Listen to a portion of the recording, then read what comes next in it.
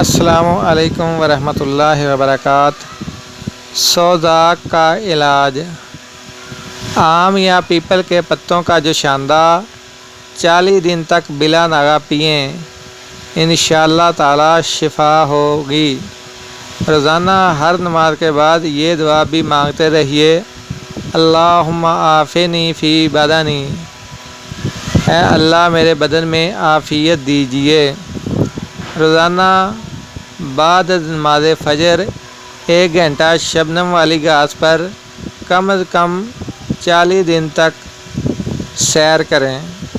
دعاؤں میں یاد رکھیں اور میرے والد محترم حکیم شوکت علی مرحوم کے لیے خصوصی دعا کریں، اللہ تعالیٰ ان کو جنت الفردوس میں اعلیٰ مقام عطا فرمائے، آمین ثم آمین۔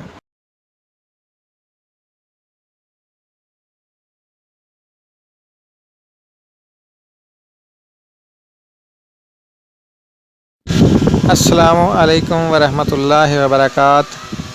سوزاک کا علاج۔ آم یا پیپل کے پتوں کا جو شاندہ 40 دن تک بلا ناغہ پئیں، انشاءاللہ تعالی شفا ہوگی۔ روزانہ ہر نماز کے بعد یہ دعا بھی مانگتے رہیے، اللہم عافنی فی بدنی، اے اللہ میرے بدن میں عافیت دیجیے۔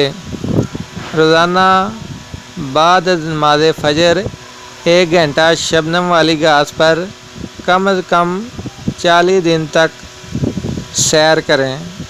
دعاؤں میں یاد رکھیں اور میرے والد محترم حکیم شوکت علی مرحوم کے لیے خصوصی دعا کریں، اللہ تعالیٰ ان کو جنت الفردوس میں اعلیٰ مقام عطا فرمائے، آمین ثم آمین۔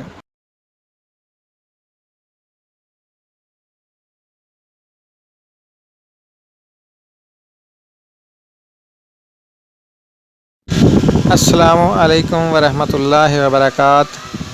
سوزاک کا علاج۔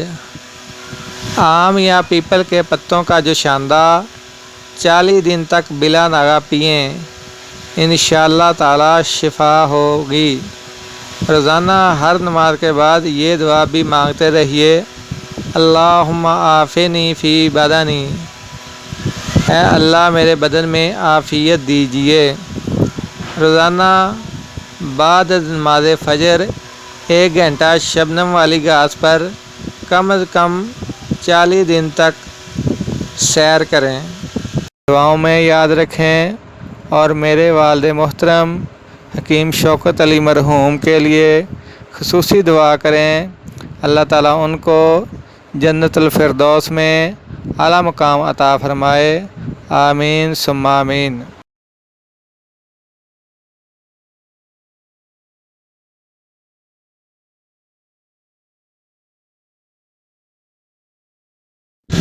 السلام علیکم ورحمۃ اللہ وبرکاتہ۔